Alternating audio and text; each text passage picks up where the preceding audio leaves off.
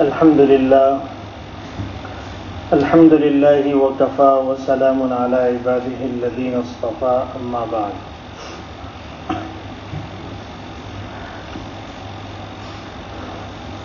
بات اس حدیث پر چل رہی تھی کہ حضور اکرم صلی اللہ علیہ وسلم نے تہجد کے لیے حضرت علی کو اٹھایا اور فرمایا الا تصلون، تم لوگ نماز نہیں پڑھتے ہو؟ تو حضرت علی نے ایک جواب دیا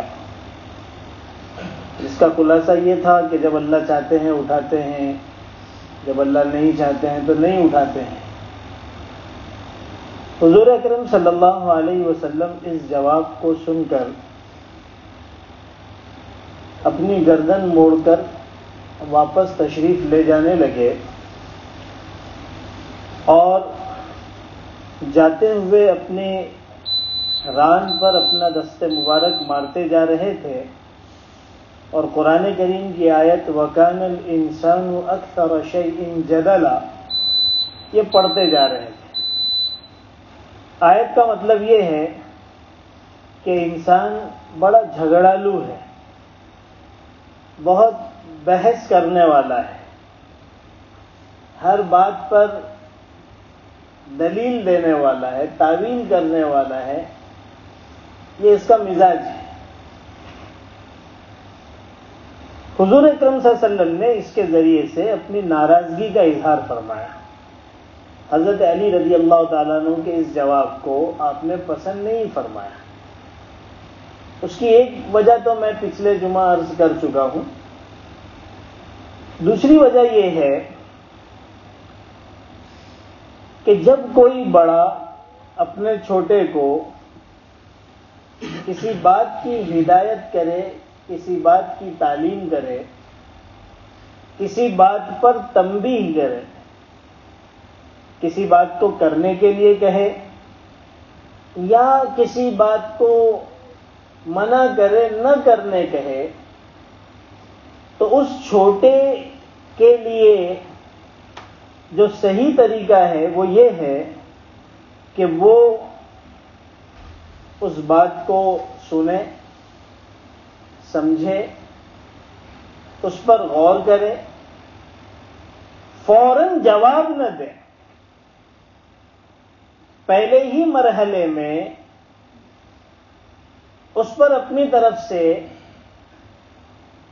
دفاع کرتے ہوئے کوئی تعویل پیش نہ کر دے، ایکسکیوز نہ دے دے، فوراً اپنی طرف سے عذر پیش کرنا نہ شروع کر دے، جواب دینا نہ شروع کر دے، بلکہ اس کو چاہیے کہ اس کو سمجھے، سوچے کہ ہو سکتا ہے کہ جو بات مجھے کہی جا رہی ہے یا جس بات پر مجھے تنبیہ کی جا رہی ہے، جس بات پر نکیر کی جا رہی ہے، وہ واقعتاً مجھ میں ہو، اور جب مجھ میں وہ چیز ہوگی تو ظاہر سی بات ہے سامنے والے کو حق ہے کہ وہ ہمیں صحیح راستہ بتائے، ہماری اصلاح کرے، ہمیں غلطی پہ تنبیہ کرے. اگر وہ یہ چیز نہ کرتے ہوئے پہلے ہی مرحلے میں فرسٹ سٹیپ پر اپنی طرف سے جواب دینا شروع کر دے، فوراً کوئی تعویل پیش کر دے، فوراً کوئی دلیل دینا شروع کر دے، تو یہ در حقیقت بے ادبی ہے. اس انسان میں، اس نوجوان میں ادب نہیں ہے. اگر اس میں ادب ہوتا تو وہ اس بڑے کی بات کو اصلاح کی نیت سے سنتا اور اس کو سمجھنے کے لیے کوشش کرتا. حضور اکرم صلی اللہ علیہ وسلم کو یہی چیز ناپسند ہوئی کہ انہیں پہلے اس بات کو سوچنا چاہیے اور اس کے بعد جواب دینا چاہیے. جیسے میں نے پچھلے ہفتے عرض کیا تھا کہ واقعتاً ساری کائنات اللہ کے قبضے قدرت میں ہے. انسان کی روح جب انسان سوتا ہے اللہ کے قبضے میں ہوتی ہے. وہ جب چاہتے ہیں بیدار کرتے ہیں، جب چاہتے ہیں سلا کے رکھتے ہیں، لیکن انسان اس کو جگانے کے لیے اسباب تو مہیا کر سکتا ہے، یہ اسباب کا اختیار کرنا یہ تو انسان کے اختیار میں ہے۔ تو جب حضور اکرم صلی اللہ علیہ وسلم انہیں یہ بات کہہ رہے ہیں تو انہیں فوراً جواب دینا نہیں چاہیے تھا، یہ ادب کے خلاف ہے، اور اس میں بڑی حکمت ہے۔ اگر آدمی اس چیز کو گانٹھ باندھ کر اپنی زندگی کا حصہ بنا لے تو اس کی زندگی میں اس کو بڑے فائدے ہو سکتے ہیں۔ آج عام طور پر دیکھا جاتا ہے، چھوٹا ہو یا بڑا ہو، کوئی بات کہی جائے فوراً جواب دیتے ہیں، فوراً کوئی نہ کوئی دلیل پیش کرتے ہیں، فوراً کوئی نہ کوئی تعویل کر دیتے ہیں، کوئی سننے کے لیے تیار نہیں، کوئی تھوڑی دیر برداشت کرنے کے لیے تیار نہیں، کوئی سمجھنے کے لیے تیار نہیں۔ ادب ہماری زندگیوں سے نکل چکا ہے۔ بڑوں کا ادب جو حدیث پاک میں آتا ہے کہ جو ہمارے بڑوں کا ادب نہ کرے، عظمت نہ کرے، توقیر نہ کرے، چھوٹوں پر شفقت نہ کرے، علماء دین کی قدر نہ کرے، وہ ہم میں سے نہیں ہے۔ وہ جو ادب اسلام کا تشخص تھا، اسلام کی ایک پہچان تھی، آج ہم میں سے وہ نکل گئی۔ اگر آدمی پہلے مرحلے میں اس چیز کو سنے، سمجھے اور اس نیت سے سمجھے کہ ہاں یہ جو شخص بات بتا رہے ہیں یہ میری زندگی میں ہو سکتا ہے اللہ تبارک و تعالی ان کے دل میں کوئی ایسی بات ڈال دیے ہوں جو میری اصلاح کا ذریعہ بن جائے۔ آدمی کو یہ سوچنا چاہیے کہ یہ جو بول رہے ہیں ہو سکتا ہے مجھے اس کا احساس نہ ہو، مجھے پتا نہ ہو، اور بہت ساری مرتبہ ایسا زندگی میں ہوتا ہے کہ کوئی کسی بات پر تنبیہ کرتا ہے، کوئی ہمارے کسی عیب کو بتاتا ہے، اس وقت وہ چیز بری بھی لگتی ہے، کوئی جواب بھی دے دیتے ہیں، اپنے آپ کو دودھ کا دھولا ثابت کرنے کی کوشش بھی کرتے ہیں، لیکن بعد میں جا کر کسی مرحلے پر احساس ہوتا ہے کہ انہوں نے جو بات کی تھی وہ تو میری زندگی میں ہے۔ اللہ تعالیٰ نے ان کو میرے لیے اصلاح کا ذریعہ بنا کر بھیجا تھا۔ اگر ایک آدمی اس مزاج کا نہیں ہے، وہ فوراً جواب دینا ضروری سمجھتا ہے، وہ کسی کی بات کو اہمیت نہیں دیتا، کسی کی تنبیہ کو قبول نہیں کرتا، تو یہ اس بات کی دلیل ہے کہ وہ یہ سمجھتا ہے کہ اس سے غلطی ہو ہی نہیں سکتی، وہ غلط نہیں ہو سکتا۔ اور جو آدمی یہ سوچے کہ اس سے غلطی نہیں ہو سکتی، وہ غلط نہیں ہو سکتا، اس آدمی کی کبھی اصلاح نہیں ہو سکتی، وہ آدمی کبھی سدھر نہیں سکتا۔ یہ ایک انتہائی مہلک یعنی انسان کو ہلاک کرنے والا مرض ہے جو انسان کے اندر ہوتا ہے کہ میں کیسے غلط ہو سکتا ہوں، میں اتنا سمجھدار، میں اتنا پڑھا لکھا، میں اتنا تعلیم یافتہ، میں اتنا جاننے والا، مجھ سے کیسے غلطی ہو سکتی، مجھے کیسے تنبیہ کی جا رہی ہے، میری بات کو کیسے کاٹا جا رہا ہے۔ جہاں یہ بات آ گئی تو سمجھو یہ آدمی اب گمراہی کی طرف، بگاڑ کی طرف ہی جا رہا ہے، اس کی اصلاح ممکن نہیں۔ ارے بھائی، ایک آدمی اس چیز کو ماننے کے لیے تیار ہی نہ ہو کہ وہ بیمار ہے تو کیا وہ کبھی اپنا علاج کرائے گا، کسی ڈاکٹر کے پاس جائے گا؟ اور اگر چلا بھی گیا تو وہ کیا کسی ڈاکٹر کی بات کو مانے گا؟ اور اگر ڈاکٹر کہہ بھی دے کہ تیرے کو اتنی بڑی بڑی بیماریاں اور یہ سارے علاج ضروری ہیں تو وہ اس کو بھی رد کر دے گا کہ میں تو بہت اچھا ہوں، مجھے کوئی بیماری نہیں۔ تو اس کے نہ ماننے کی وجہ سے یہ بیماری مکت تو ہو نہیں سکتا، ظاہر سی بات ہے کہ یہی ہلاک ہوگا، یہی بیماریاں بڑھ جائے گی اور یہی بیماریاں اس کی ہلاکت کا ذریعہ بن جائے گی۔ تو پہلے مرحلے پر اسلامی تعلیم یہ ہے کہ آدمی اپنے گریبان کے اندر منہ ڈال کر دیکھے کہ جو بات مجھے کہی جا رہی ہے، جس بات پر مجھے تنبیہ کی جا رہی ہے، جو تعلیم مجھے دی جا رہی ہے، جو ہدایت مجھے کی جا رہی ہے، وہ میرے میں ہے یا نہیں۔ بلکہ علماء نے تو یہاں تک لکھا ہے کہ آپ کے غور و فکر کرنے کے بعد آپ کو پتا چلا کہ بھئی یہ بیماری تو میرے میں نہیں ہے، تب بھی فوراً جواب مت دو اس بڑے کو، تھوڑا معاملہ ٹھنڈا ہو جانے دو، تھوڑا معاملہ ٹھنڈا ہو جانے دو، کچھ وقت گزر جانے دو، اس کے بعد جا کے ان کے سامنے بات رکھ دو کہ بھائی یہ جو آپ نے پیش کیا تھا بات، تو یہ کام تو میں نے یہ عذر کی وجہ سے کیا تھا، اگر آپ کے نزدیک یہ عذر صحیح ہے تو ٹھیک ہے، ورنہ کوئی بات نہیں۔ یعنی اپنی بات بعد میں جا کے ان کے سامنے رکھ کے فوراً جواب اس وقت بھی نہ دیں، یہ اسلامی تعلیم ہے۔ یہی وجہ تھی کہ حضور اکرم صلی اللہ علیہ وسلم کو حضرت علی کا وہ جواب پسند نہیں آیا اور آپ فرما رہے تھے وَكَانَ الْإِنسَانُ أَكْثَرَ شَيْءٍ جَدَلًا، انسان بڑا جھگڑالو ہے، بڑا بحث کرنے والا، سنتا نہیں ہے۔ حالانکہ حضرت علی کی بات اپنی جگہ پر بالکل صحیح تھی، لیکن اگر وہ تھوڑا سوچتے تو ان کو اس کا جواب مل جاتا کہ ہمیں تہجد کے اٹھنے کے لیے سبب اختیار کرنا چاہیے، اس طرح سے ہم جو ہے اٹھ سکتے ہیں۔ ارے بھائی ہم بھی جو اٹھتے ہیں وہ الارم کی گھنٹی پہ ہی اٹھتے ہیں، الارم کی گھنٹی بجتی ہے تو آنکھ کھلتی ہے، تو سبب اختیار کرنا یہ تو اپنے لیے آسان ہے۔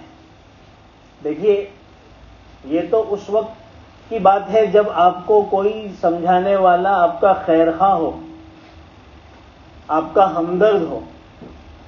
اگر کوئی ایسا ہو جو آپ کا دشمن ہے، جو آپ کا خیر خواہ نہیں ہے، آپ کا ہمدرد نہیں ہے، تب بھی اسلام کی تعلیم یہ ہے کہ آدمی اس کی بات کو صرف اس بنیاد پر رد نہ کر دے کہ یہ تو میرا دشمن ہے، یہ تو میرے سے حسد کرنے والا ہے، یہ تو میرا بدخواہ ہے، اس بنیاد پر اس کی بات کو رد نہ کرے، اس کی بات کو بھی سنے سمجھے کہ ہو سکتا ہے یہ جو بات بول رہا ہے وہ مرض، وہ عیب، وہ برائی مجھ میں ہو اور میں اپنے آپ کو اس برائی سے پاک کروں۔ ہمارے جو بڑے گزرے ہیں ان کی زندگیوں میں یہ چیز بہت نظر آتی ہے کہ جب کوئی آدمی ان میں کوئی عیب بتاتا یا ان کی کوئی برائی کرتا تو وہ یہ نہیں دیکھتے تھے کہ وہ ان کا خیر خواہ بول رہا ہے یا ان کا دشمن بول رہا ہے، وہ ہر ایک کی بات کو اصلاح کی نیت سے سنتے اور سمجھتے تھے کہ بھئی اگر کوئی کمی ہے تو میں اپنے آپ کو پاک اور صاف کر لوں۔ یہ زندگی میں ہونا بہت ضروری ہے۔ حضرت مولانا رشید احمد صاحب گنگوہی رحمۃ اللہ علیہ یہ ہمارے اکابر علماء دیوبند میں بہت اونچے درجے کے شمار کیے جاتے ہیں، کہ جتنے حضرت مولانا حسین احمد مدنی اور جس سے بات کے جتنے سب انہی لوگوں کے شاگرد ہیں، حضرت مولانا علامہ انور شاہ کشمیری رحمۃ اللہ علیہ اور وغیرہ وغیرہ۔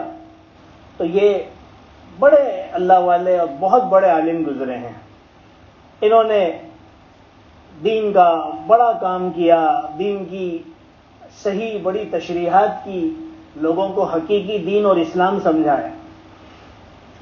ان کے ایک خادم تھے حضرت مولانا یحییٰ صاحب رحمۃ اللہ علیہ، جو حضرت شیخ زکریا رحمۃ اللہ علیہ کے والد ہیں۔ کافی طویل عرصے تک حضرت مولانا یحییٰ صاحب نے حضرت مولانا رشید احمد صاحب گنگوہی رحمۃ اللہ علیہ کی خدمت کی ہے۔ اب ایک دور ایسا گزرا کہ جس میں حضرت مولانا رشید احمد صاحب گنگوہی خاص طور پر اور ان کے علاوہ دوسرے بعض علماء کو بریلوی فرقے کے لوگوں نے، بعض لوگوں نے جو ہے وہ کافر اور مشرک وغیرہ قرار دینا شروع کیا، فتوے دینا شروع کیا، یہ کافر ہیں، انہوں نے اللہ کے شان میں گستاخی کی، اللہ کے رسول کی شان میں توہین کی، وغیرہ وغیرہ. تو ایک صاحب تھے ان کے زمانے میں، تو حضرت مولانا رشید احمد صاحب رحمۃ اللہ علیہ نے جو کتابیں لکھی تھی، یہ صاحب ان کے جواب میں پھر اپنی طرف سے بھی کتابیں لکھا کرتے تھے، اور جتنی گالیاں دے سکتے تھے، جتنی برائیاں کر سکتے تھے، وہ اس کتاب کے ذریعے سے وہ شائع کیا کرتے تھے. وہ رسالہ اور وہ کتاب جو ہے وہ حضرت کے پاس بھی پہنچتی تھی، حضرت اس کو پڑھا کرتے تھے. لیکن آخر زمانے میں آپ کی جو آنکھیں ہیں ان کی بینائی چلے گئی، دیکھ نہیں سکتے تھے. تو جو ساتھ کے خادم حضرات اور جو رفقا ہوتے تھے انہی کے ذریعے سے پڑھ کر سنتے تھے. تو حضرت مولانا یحییٰ صاحب رحمۃ اللہ علیہ، ان کی خدمت یہ سپرد تھی کہ بھائی تم کو پڑھ کے مجھے سنانا ہے. تو ان کی طرف سے، وہ جو بریلوی عالم صاحب تھے، ان کی طرف سے وہ رسالہ چھپ کر آیا.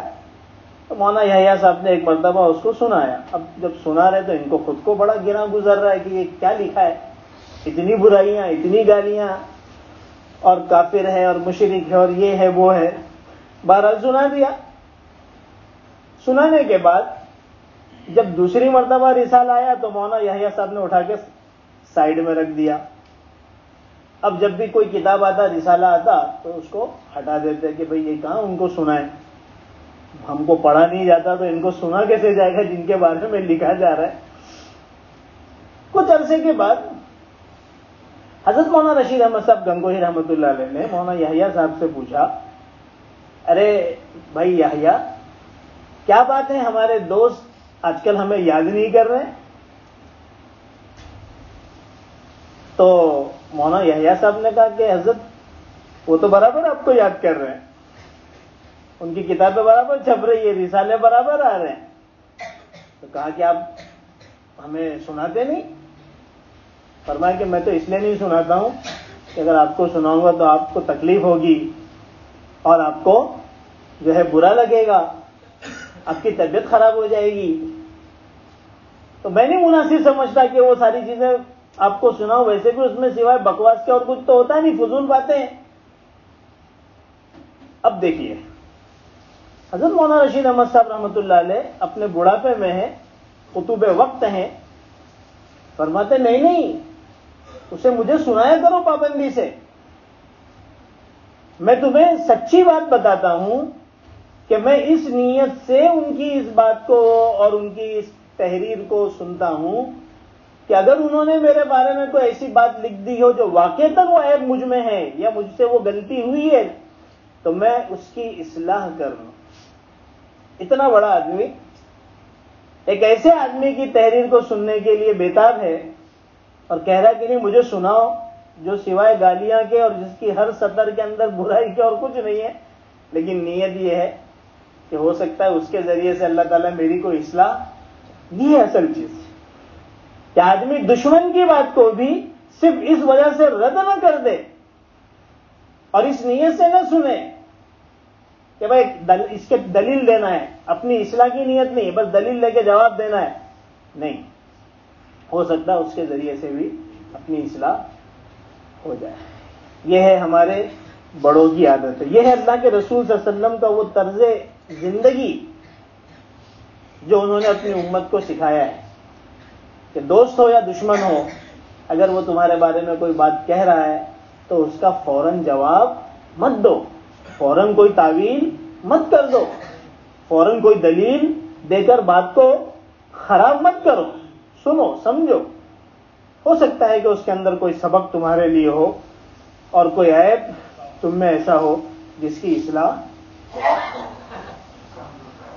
اسی وجہ سے ایک صحابی ہیں حضرت سہل ابن حنیف رضی اللہ تعالیٰ عنہ، انہوں نے بڑی اچھی بات کہی ہے. وہ فرماتے ہیں اتہموا رأیکم، اپنی رائے کو متہم سمجھو، اپنی رائے کو متہم سمجھو. کیا مطلب؟ انسان کا اپنے بارے میں ایک خیال ہوتا ہے کہ میں بہت سمجھدار ہوں، میں بہت اچھا ہوں، میں بڑا لائق ہوں. حضرت سہل ابن حنیف فرماتے ہیں اپنے بارے میں جو یہ خیال ہے اس کو سمجھو کہ یہ غلط خیال ہے. تو جو اپنے آپ کو اچھا سمجھ رہا ہے، تو اپنے آپ کو جو لائق سمجھ رہا ہے، یہ صحیح نہیں ہے. جب انسان میں یہ صفت پیدا ہو جائے گی کہ وہ اپنے آپ کو عیب والا سمجھے گا، تو پھر دوسرے کی بات کو وہ اہمیت دے گا اور اپنی اصلاح کی فکر کرے. اب جو آدمی اپنے آپ کو سمجھتا ہے کہ بھائی میرے میں کوئی عیب ہی نہیں ہے، میرے میں کوئی برائی ہی نہیں ہے، تو ظاہر سی بات ہے وہ کیوں کسی کی سنے گا. حضرات صحابہ کے اندر آپ یہی چیز دیکھیں گے کہ وہ ہمیشہ اپنے آپ کو ہی عیب والا سمجھا کرتے تھے کہ نہیں، کچھ نہ کچھ میرے اندر ہی خرابی ہے. حضرت ابو ذر رضی اللہ تعالیٰ عنہ بڑے اونچے درجے کے صحابی فرماتے ہیں کہ ایک مرتبہ میں نے دیکھا کہ حضور اکرم صلی اللہ علیہ وسلم نے اپنے دانت مبارک سے اپنے ہونٹ مبارک کو کاٹا. اب یہ حضور کا اپنا عمل ہے، لیکن یہ ڈرنے لگے کہ کہیں میری وجہ سے تو نہیں کاٹا. تو اللہ کے رسول صلی اللہ علیہ وسلم کے پاس حاضر ہو کر عرض کیا کہ اللہ کے رسول، کیا مجھ سے کوئی غلطی ہو گئی ہے جس کی وجہ سے آپ نے اپنے دانتوں سے اپنے ہونٹوں کو کاٹا ہے؟ یعنی ان کو اپنی فکر ہے، حالانکہ کوئی لینا دینا نہیں. یہ ہے ان لوگوں کی سوچ اپنے بارے میں کہ میرے سے ہی کوئی غلطی ہوگی جس کی وجہ سے یہ کام ہوا ہے. انہی حضرت ابو ذر رضی اللہ تعالیٰ کا واقعہ ہے، حدیث پاک میں آتا ہے کہ ایک مرتبہ حضور اکرم صلی اللہ علیہ وسلم مسجد حرام میں کعبۃ اللہ کے پاس تشریف فرما دے بیٹھے ہوئے تھے. حضرت ابو ذر مسجد حرام میں داخل ہوئے. اللہ کے رسول صلی اللہ علیہ وسلم کی نظر جب حضرت ابو ذر پر پڑی تو اللہ کے رسول نے کہا، ہم الاخسرون ورب الکعبہ، رب کعبہ کی قسم یہ لوگ بڑے خسارے میں ہیں. اب جب حضرت ابو ذر نے یہ سنا کہ مجھ کو دیکھ کر یہ پڑا تو ان کو اپنے بارے میں فکر شروع ہو گئی. ہم لوگوں کا حال کیا ہے، ہم دوسروں کے بارے میں سوچنا شروع کرتے ہیں، ارے بھائی کیا ہو گیا، فلاں وجہ سے، ارے بھائی تیری وجہ سے ہوا ہے کہ نہیں، یہ سوچ. اللہ کے رسول صلی اللہ علیہ وسلم کی صحبت میں رہ کر حضرات صحابہ کی ایسی تربیت ہوئی تھی کہ ہمیشہ وہ اپنی فکر میں رہتے تھے. اب ان کے دماغ میں یہ بات آنے لگی کہ کہیں ایسا تو نہیں کہ اللہ کے رسول پر میرے بارے میں کوئی قرآن کی آیت اتری ہو اور اس میں بتایا گیا ہو کہ یہ آدمی بہت غلط آدمی ہے، اور اللہ کے رسول فرما رہے ہیں کہ یہ سب لوگ برباد ہونے والے، خسارے والے ہیں. اللہ کے رسول صلی اللہ علیہ وسلم کی خدمت میں حاضر ہوئے اور کہا کہ اللہ کے رسول، یہ جو آپ نے کہا کہ رب کعبہ کی قسم یہ سب خسارے والے اور ہلاکت والے اور ٹوٹے والے لوگ ہیں، کون لوگ ہیں؟ میں تو اس میں نہیں ہوں. تو اللہ کے رسول صلی اللہ علیہ وسلم پہ چونکہ اس زمانے میں وحی اتر رہی تھی، تو اصل میں یہ وحی اتری تھی ان لوگوں کے بارے میں کہ وہ مالدار جو اپنے مال پر گھمنڈ کرتے ہیں، اکڑ کرتے ہیں، اور مال کے اندر جو حقوق لوگوں کے ہیں وہ ادا نہیں کرتے. تو اللہ تعالیٰ کی طرف سے آیت اتری تھی، ہم الاخسرون، یہ لوگ خسارے والے ہیں. اسی وجہ سے اللہ کے رسول نے آگے فرمایا، الا من فعل هكذا وهكذا وهكذا، مگر وہ مالدار جو اس طرح اور اس طرح اور اس طرح کرے، یعنی اس طرح سے مال کو لٹائے اللہ کی مخلوق پر، وہ پھر خسارے سے بچیں گے. ورنہ ہر مالدار آخرت کے اندر خسارے میں اور اللہ کی پکڑ میں ہوگا. ہاں اگر خرچ کرتا ہے تو بچ جائے گا. تو یہاں پر ہمیں جو چیز سمجھنے کی ہے کہ حضرت ابو ذر تو ویسے ہی بیچارے غریب فقیر تھے، ان کے بارے میں تو آیت اتری ہی نہیں، لیکن فکر ان کو اپنے بارے میں ہو گئی. یہی چیز آپ تقریباً ہر صحابی میں دیکھیں گے کہ وہ اپنے بارے میں فکر مند ہے.